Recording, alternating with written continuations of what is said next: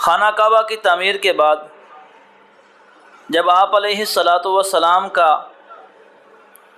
بعثت کا وقت قریب ہونے کو تھا، آپ کو نبوت کا تاج رکھنا تھا، آپ کے دل میں اشتیاق ہوا، آپ غار حرا میں جانا شروع ہوئے۔ وہاں پر جا کر آپ پروردگار عالم کی بندگی کیا کرتے تھے۔ اللہ کو راضی کرنے کے لیے جو تدبیر آپ نے اختیار کرنی تھی آپ نے اختیار فرمائی۔ ایک دن آپ گھر تشریف لائے اور آپ کا جسم کافی گرم اور آپ کو گھبراہٹ محسوس ہو رہی ہے۔ اس وقت آپ کی عمر مبارک 40 سال ہو چکی ہے۔ آپ علیہ الصلاۃ والسلام گھر تشریف لائے اور آپ نے ارشاد فرمایا، خدیجہ زملونی زملونی، مجھ پر کمبل اوڑھ دو، کمبل اوڑھ دو مجھ پر۔ نبی پاک صلی اللہ علیہ وآلہ وسلم چارپائی پر آرام فرما ہیں، آپ پر کمبل موٹی چادر اوڑھی گئی، آپ نے آرام فرمانا چاہا۔ اما خدیجہ طاہرہ رضی اللہ تعالی عنہا، آپ نے سوال کیا، میرے سرتاج کیا معاملہ ہے، کیوں گھبرا رہے ہیں، کوئی پریشانی تو نہیں؟ پھر نبی پاک صلی اللہ علیہ وآلہ وسلم نے سارا واقعہ سنایا۔ خدیجہ، میں غار میں اپنے رب کی بندگی کر رہا تھا، اپنے خالق و مالک و رازق کو پکار رہا تھا، اس کے سامنے گڑ گڑا رہا تھا، اس کو راضی کر رہا تھا کہ ایک مخلوق آئی، ایک شخص آیا اور اس نے آ کر مجھ سے کہا اقرأ، پڑھیے۔ تو خدیجہ میں نے کہا ما انا بقاری، میں پڑھنے والا نہیں ہوں۔ آپ نے ارشاد فرمایا، خدیجہ اس نے مجھے اپنے سینے کے ساتھ لگا کر تھوڑا دبایا، پھر اس نے کہا اقرأ، پڑھیے۔ میں نے پھر یہی جواب دیا، ما انا بقاری۔ اس نے مجھے جب دوسری مرتبہ لگایا، سینے سے زور سے دبایا، مجھے یوں محسوس ہو رہا تھا جیسے میری پسلیاں ٹوٹ جائیں گی، جیسے میں ابھی گھبرا جاؤں گا۔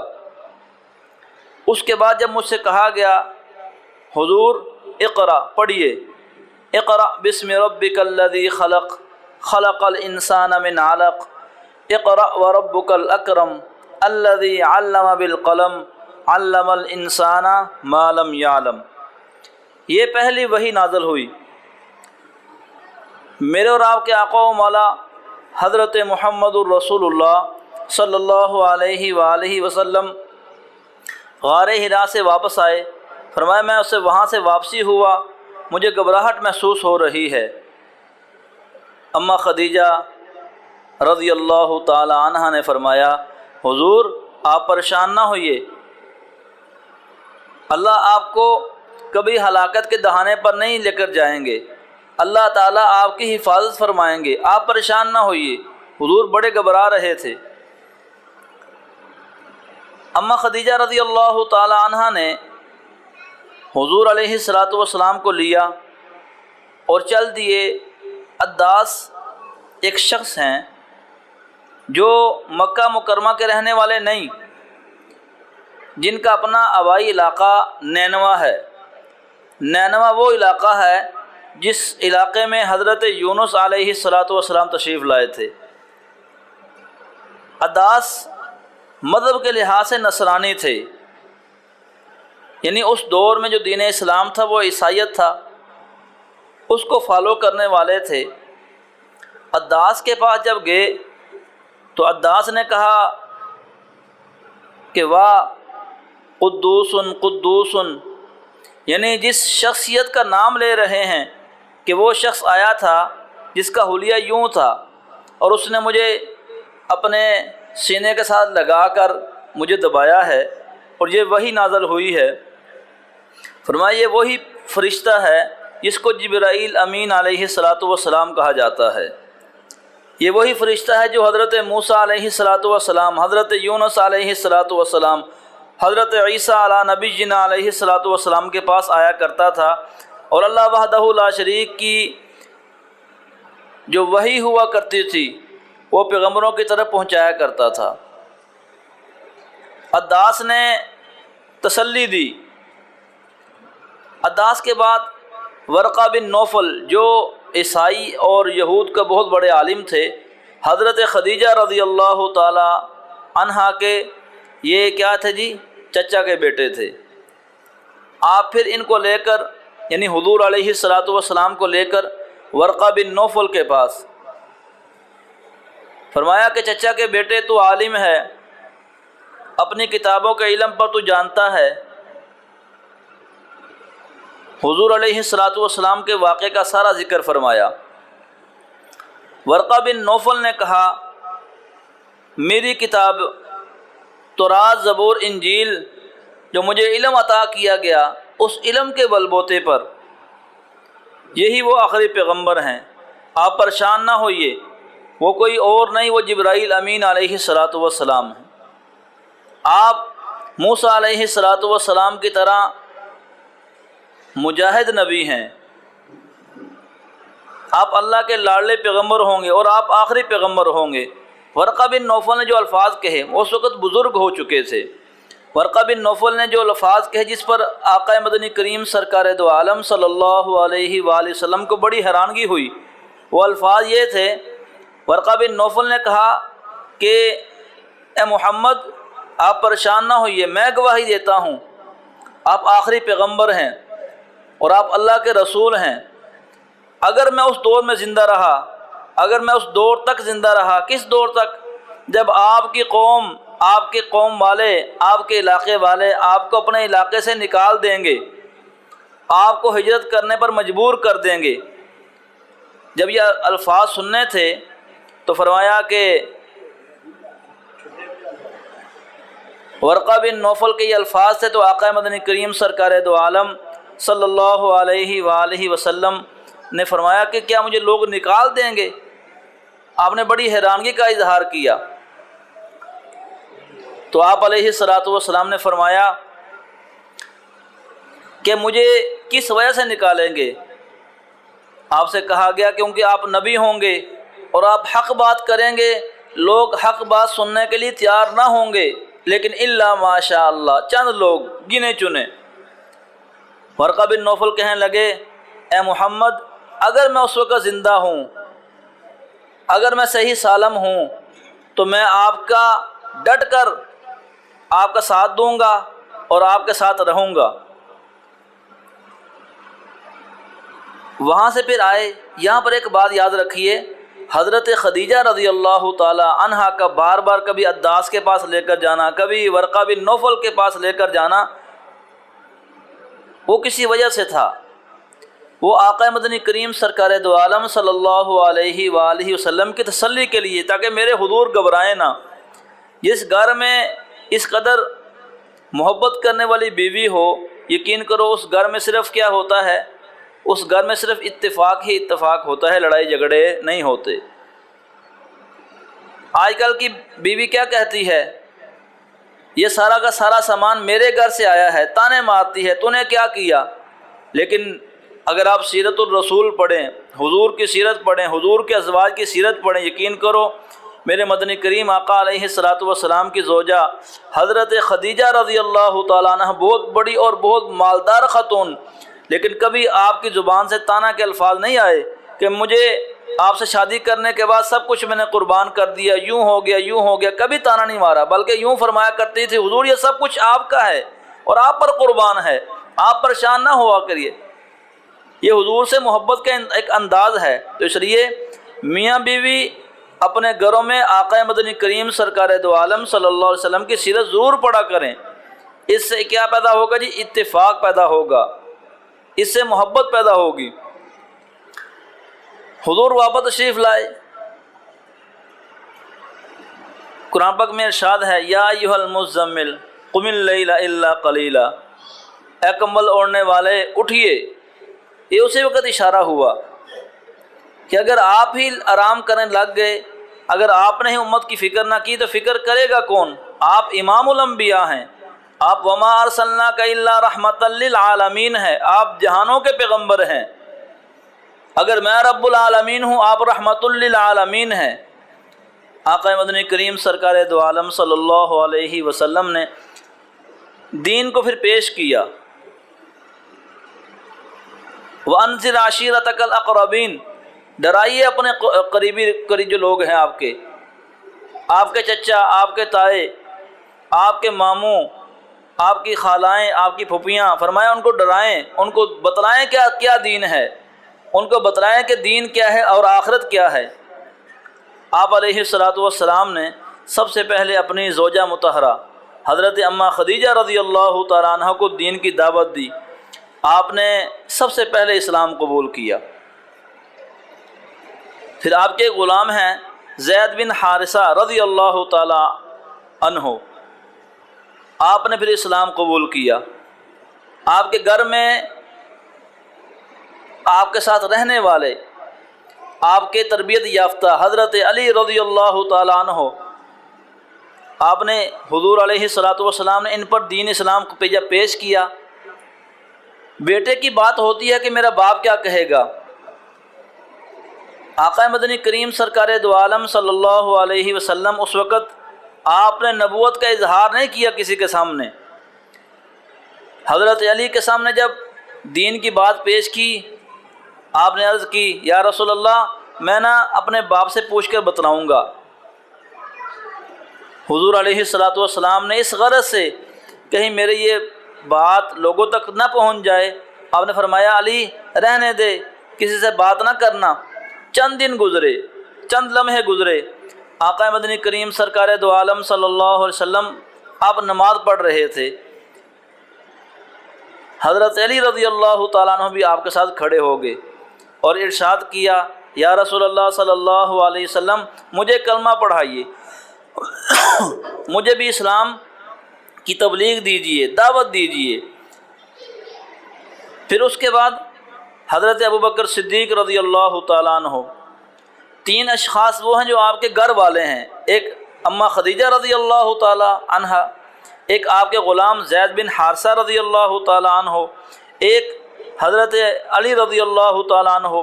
پھر آپ کے دوستوں میں سب سے پہلے اسلام قبول کرنے والے کون ہیں جی؟ حضرت ابوبکر صدیق رضی اللہ تعالیٰ عنہ۔ امام اعظم ابو حنیفہ رحمہ اللہ، جب آپ سے سوال کیا کہ حضرت جی بتلائیے اسلام قبول کرنے والوں میں پہل کس نے کی، آپ نے بڑا پیارا جواب ارشاد فرمایا۔ آپ نے ارشاد فرمایا عورتوں میں سب سے پہلے اسلام قبول کرنے والی آپ کی زوجہ مطہرہ اماں خدیجہ رضی اللہ تعالی عنہا تھی۔ فرمایا کہ آزاد مردوں میں سب سے پہلے اسلام قبول کرنے والے حضرت ابوبکر صدیق رضی اللہ تعالی عنہ تھے۔ آپ نے فرمایا غلاموں میں سب سے پہلے اسلام قبول کرنے والے حضرت زید بن حارثہ رضی اللہ تعالی عنہ۔ فرمایا بچوں میں سب سے پہلے اسلام قبول کرنے والے حضرت علی کرم اللہ وجہہ رضی اللہ تعالی عنہم اجمعین۔ فرمایا کہ ان لوگوں نے دین اسلام قبول کرنے میں سب سے پہل کی۔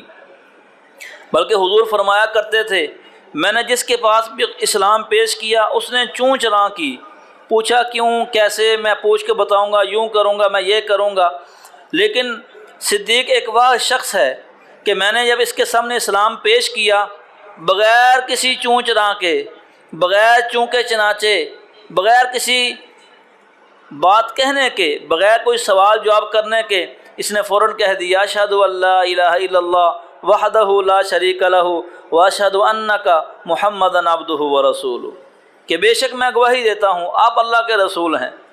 کیونکہ حضور علیہ الصلاۃ والسلام نے پوری سیرت بیان کی اپنی، 40 سال تک آپ کے ساتھ رہے، 40 سال کی زندگی بسر کی۔ یہ حضور علیہ الصلاۃ والسلام کے بالکل قریبی جو لوگ تھے۔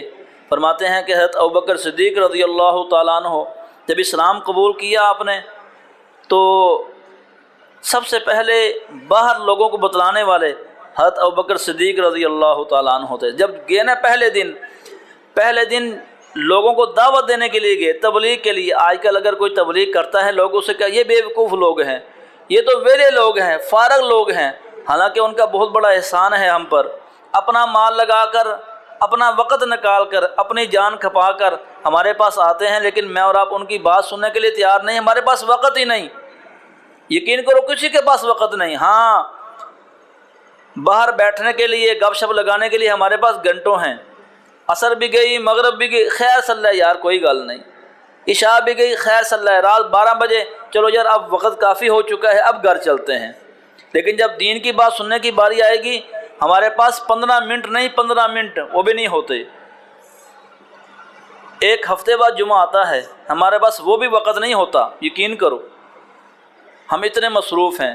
پھر ایک وقت آئے گا، اتی امر اللہ فلا تستعجلوا سبحانہ وتعالی عما یشرکون، کل نفس ذائقۃ الموت ونبلوکم بالشر والخیر فتنہ ثم الینا ترجعون۔ ہم کھول کھول کر بتلائیں گے، ہاں بھائی کہاں کہاں وقت صرف کیا، کس غرض سے بھاگتے رہے، او بھائی کیا کیا کرتے رہے، ایک ایک بات بتلائیں گے۔ وَنَبْلُوكُمْ بِالشَّرِّ وَالْخَيْرِ فِتْنَةً، ہر چیز بتلائیں گے، ہم سے کوئی چیز چھپی نہیں۔ اس لیے کوشش کیا کریں تبلیغ اور دعوت والے اگر کبھی آ جائیں، کوئی ہمیں دین کی دعوت دے، اس کی بات غور سے سنو۔ دعوت دے رہے ہیں لوگ، موبائل ہم کھولتے ہیں، جو لوگ برے لوگ ہوتے ہیں وہ اپنی دعوت کس طرح دیتے ہیں، وہ ایڈیں آتی ہیں، لڑکیوں کی مشہوریاں آتی ہیں، ہم بڑے غور سے دیکھتے ہیں، یہ ان کی دعوت ہے۔ جب اگر کوئی نیک بات آ جائے گی موبائل، ہم اس کو پرے ہٹا دیں گے، یہ بعد میں سن لیں گے، خیر صلی اللہ یار۔ تو کوشش کیا کریں اگر کوئی دعوت دینے والا ملے اس کی بات بڑے غور سے سنو۔ ماننا نہ ماننا بعد کی بات ہے، لیکن بات دین کی ہو رہی ہے، غور سے سنا کرو۔ تو حضرت ابوبکر صدیق رضی اللہ تعالیٰ عنہ نے پھر محنت کی، آپ کے صحابہ پر، آپ کے ماننے والوں نے پھر جب آپ پر اسلام لایا۔ ایک صحابی ہیں حضرت خالد بن سعید رضی اللہ تعالیٰ عنہ، یہ فرماتے ہیں کہ میں نا رات کو سویا، 3 راتیں مجھے خواب آئی۔ خواب کیا آتی ہے؟ خواب یہ آ رہی ہے کہ اندھیرے ہیں، ظلمات ہیں، بالکل اندھیرا، اچانک ایک طرف سے سورج نکلتا ہے، ماہتاب نکلتا ہے، میرا دھیان اس طرف ہو جاتا ہے، بھائی اس طرف اجالا ہی اجالا ہے اور اس طرف ظلمات ہی ظلمات ہیں۔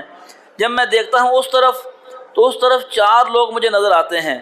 کون کون؟ اما خدیجہ رضی اللہ تعالی عنہا، حضرت علی رضی اللہ تعالی عنہ، زید بن حارثہ رضی اللہ تعالی عنہ، حضرت ابوبکر صدیق رضی اللہ تعالی عنہ۔ فرمایا مجھے 4 دن یہی خواب آتا رہا، چوتھے دن 3 دن یہی خواب آیا، جب تیسرا دن ہوا تو میں سیدھے چلا گیا حضرت ابوبکر صدیق رضی اللہ تعالیٰ عنہ کے پاس۔ صدیق یار کوئی گڑبڑ چل رہی ہے، مجھے 3 دن ہو گیا ہے، خواب آ رہی ہے، اور خواب کیا آتی ہے، میں دیکھتا ہوں ایک طرف اندھیرا ہی اندھیرا ہے، اور جب دیکھتا ہوں دائیں جانب پتہ کیا نظر آتا ہے، ایک ماہتاب نکلتا ہوا مجھے نظر آتا ہے، جس طرف روشنی ہی روشنی ہے۔ صدیق یہ کیا معاملہ ہے، اور میرا باپ میرے پیچھے آتا ہے، مجھے دھکیلتا ہے، یہ کیا معاملہ ہے؟ آپ نے فرمایا چلو تمہیں میں دکھاتا ہوں۔ ان کو لے کر چلے گئے کس کے پاس؟ امام الانبیاء، سرکار الانبیاء حضرت محمد الرسول اللہ صلی اللہ علیہ وسلم کے پاس۔ آپ کے پاس آئے اور آپ کو ان کے سارے دل کا حال بتلایا کہ ان کی خواب یہ ہے۔ حضرت ابوبکر صدیق نے اشارہ فرما دیا تھا تیری خواب اس طرف ہے کہ اسلام لے آ، ادھر نورانیت ہے، ادھر آخرت سنور جائے گی۔ فرماتے ہیں فوراً اسلام قبول کیا۔ اسلام قبول کرنے کے بعد بھائی شروع میں بڑی بڑی ماریں کھانی پڑیں۔ ایک صحابی کے بارے میں آتا ہے ان کو بھی خواب آئی۔ خواب میں کیا دیکھتے ہیں؟ خواب میں دیکھ رہے ہیں کہ میں جہنم کے بالکل گڑھے کے بالکل قریب کھڑا ہوں اور میرا باپ مجھے دھکیل رہا ہے، بار بار دھکے مار رہا ہے، لیکن میں نے جب پیچھے مڑ کر دیکھا ایک شخص نے میری کمر میں ہاتھ ڈالا، تو میں نے جب پیچھے مڑ کر دیکھا وہ محمد عربی صلی اللہ علیہ وآلہ وسلم تھے۔ میں بڑا پریشان ہوا کہ یار یہ کیا معاملہ ہے، یہ کیا خواب ہو سکتی ہے۔ میں حضور کے پاس آیا، اپنی خواب بیان کی، حضور علیہ السلام نے فرمایا، پھر حضور نے دین پیش کیا، یہ دین ہے۔ میں نے فوراً دین و اسلام قبول کر لیا۔ وہ دین اسلام قبول کرنے کی دیر تھی، میرے باپ نے مجھے اس قدر مارا کہ مجھ پر ایک ڈنڈا توڑ دیا، یہاں تک کہ میرا سر پھٹ گیا۔ میرے باپ نے کہا اگر دین چھوڑے گا تو ٹھیک ہے، نہیں چھوڑتا میرے گھر سے باہر نکل جا۔ فرمایا کہ اس دن سے میں نے اپنے گھر کبھی دیکھا نہیں، سیدھا حضور نبی کریم سرکار دو عالم صلی اللہ علیہ وسلم کی چوکھٹ پر میں حضور کا مہمان بن گیا، حضور کی درگاہ کا۔ بات کہنے کا مقصد یہ ہے، یہ واقعہ سنانے کا مقصد یہ ہے، یہ حضور علیہ الصلوۃ والسلام کی شروع والی زندگی ہے، جب حضور علیہ الصلوۃ والسلام نے دین اسلام کیسے پیش کیا، بالکل اعلانیہ نہیں، چھپ کر، کسی کو علم نہیں ہوا، بس جو آیا اس کو دین اسلام اس کے سامنے پیش کر دیا۔ لیکن یاد رکھو ان واقعات میں ہمیں بھی کچھ سمجھ ہے، ہمیں بھی کچھ اشارے ہیں کہ ہمارا دین کیا ہے جی، ظلمات ہے کہ اجالے ہی اجالے ہیں۔ ہمارا دین مہتاب ہے، لے کر آنے والے مہتاب ہیں، نور ہدایت ہیں، اور ہم پھر بھی ظلمات کی طرف جا رہے ہیں، ہم پھر بھی اندھیروں کی طرف جا رہے ہیں۔ ہم نے حضور علیہ الصلوۃ والسلام کی سنتوں کو ترک نہیں کر دیا، ہم اپنے آقا مدنی کریم سرکار دو عالم کی سیرت کو چھوڑ نہیں دیا۔ ہم کب پڑھتے ہیں حضور کی سیرت، ہم کب عمل کرتے ہیں حضور کی سیرت پر؟ ہم تو اپنی منمانی کرنے کے لیے بھائی جو ہمارے دل میں ہوگا ہم وہی عمل کریں گے۔ تو میرے عزیزو، میرے اور آپ کے آقا علیہ الصلوۃ والسلام پتہ کس کام کے لیے آئے تھے؟ اس مقصد کے لیے آئے تھے کہ میرا کوئی بھی امتی جہنم میں نہ دھکیلا جائے، بلکہ سارے کے سارے جنت میں جانے والے بن جائیں۔ میرے آقا کی بڑی فکر تھی، یقین کرو بڑی فکر تھی۔ آپ نے اتنی فکر کی، آپ پر جب وحی آتی تھی آپ نے ارشاد فرمایا کہ اس قدر تنگی ہوتی ہے کوئی حساب نہیں۔ اس کا اندازہ آپ اس سے لگا، ایک صحابی فرماتے ہیں ایک دن یوں ہوا کہ آپ کا نا صرف یہ گھٹنا میری ران کے اوپر تھا، آپ یوں آرام فرما رہے ہیں، فوراً کہیں جبرائیل امین تشریف لے آئے، فوراً فرمایا میری ران کا حال یہ ہوا جیسے ابھی ٹوٹی، اس قدر وزنی ہو گئی۔ یعنی جب حضور پر وحی اترتی تھی حضور کا جسم مبارک وزنی بوجھل ہو جایا کرتا تھا۔ وہی جس کے بارے میں ارشاد ہوا نا قرآن پاک میں 28واں پارہ ہے، اللہ نے فرمایا لو انزلنا هذا القرآن على جبل لرأيته خاشعا متصدعا من خشیۃ اللہ۔ لوگو یہ تو انسان کی بہادری ہے، یہ تو ہمارا کیا ہے، کرم ہے کہ انسان نے اس قرآن کو اٹھا لیا، ورنہ اگر ہم اس قرآن کو نازل کرتے کسی پہاڑ کے اوپر، لو انزلنا هذا القرآن على جبل لرأيته خاشعا متصدعا من خشیۃ اللہ، فرمایا کہ وہ پہاڑ دب جاتے اللہ کے روب سے، اللہ کے دبدبے سے۔ یہ قرآن، یہ کلام ایسا نہیں کہ اس کو لوارت چھوڑ دیا جائے، یہ رب کا قرآن ہے، اور رب کا قرآن بڑا وزنی ہے۔ آپ دیکھتے نہیں حافظ صاحب جب مصلی سے لاتے ہیں، سردیاں بھی ہوں سردیاں ہوں، حافظ صاحب کی چادر ممبر پر ہوتی ہے، اکیلے پڑھ رہے ہوتے ہیں اور پیچھے سب کو سردی لگ رہی ہوتی ہے۔ قرآن کی بڑی گرمائش ہے، اس میں طاقت بڑی ہے، اس لیے کوشش کیا کریں یہ قرآن کو لوارس نہ چھوڑیں۔ تو مدنی کریم آقا علیہ الصلوۃ والسلام پر جب وحی نازل ہوتی اور آپ کا جسم کیا ہوتا جی، بوجھل ہو جاتا۔ تو اس لیے میں اور آپ کو حکم یہ ہے، یہ قرآن ایسے نہیں اترا۔ تو آج کے ہمارے درس کا موضوع کیا تھا جی؟ حضور علیہ الصلوۃ والسلام کی بعثت، اور آپ کی بعثت کے بعد اماں خدیجہ رضی اللہ تعالی عنہا کی پریشانی کہ میرے حضور پریشان ہیں۔ آج کل اگر خاوند پریشان ہے نا، بیوی تانے مارتی ہے۔ بیوی کیا تانے مارتی ہے؟ یہ تانے مارتی ہے پریشان تو ہے، منو پریشان کیوں کیتا ہی؟ لیکن یقین کرو حضور کی زوجہ کی سیرت پڑھو، حضور پریشان ہیں، اماں خدیجہ پر باغ رہیں، کبھی حضور کو لے کر ورقہ بن نوفل کے پاس، کبھی عداس کے پاس، کبھی کسی کے پاس۔ یقین کرو اچھا جیون ساتھی وہی ہے جو اپنے جیون ساتھی کے ساتھ پریشان ہو کر دکھائے کہ میرا خاوند پریشان ہے، میں بھی پریشان ہوں، میں اپنے خاوند کی پریشانی دور کروں، کیوں پریشان ہے؟ اچھی زوجہ اور اچھا خاوند وہی ہے جو کیا کرے جی، تسلی دے۔ اگر بیوی پریشان ہے تو خاوند تسلی دے، اگر خاوند پریشان ہے تو تسلی کون دے جی؟ اس کی زوجہ تسلی دے۔ کیوں؟ یہ گھر ہے ایک، یہ بنتا کس سے ہے جی؟ اعتماد سے، ٹھیک ہے جی، کسی پر احساس کرنے سے۔ اگر احساس نہیں کریں تو ہمارا گھر نہیں بننے والا، اس لیے کوشش کیا کریں اگر اپنے گھروں کو بنانا چاہتے ہیں تو مدنی کریم حضرت محمد الرسول اللہ صلی اللہ علیہ وسلم کی سیرت خود بھی پڑھیں، کوشش کریں بھائی خود بھی پڑھیں، وقت نہیں کسی کے پاس لیکن پھر بھی پڑھیں، ایک دن میں 15 منٹ نکال دیا کریں، خود بھی پڑھیں اور اپنے بچوں کو پڑھائیں۔ اللہ پاک میں اور آپ کو عمل کی توفیق عطا فرمائے۔ وما علینا الا البلاغ المبین، بھائی سنت ادا کر۔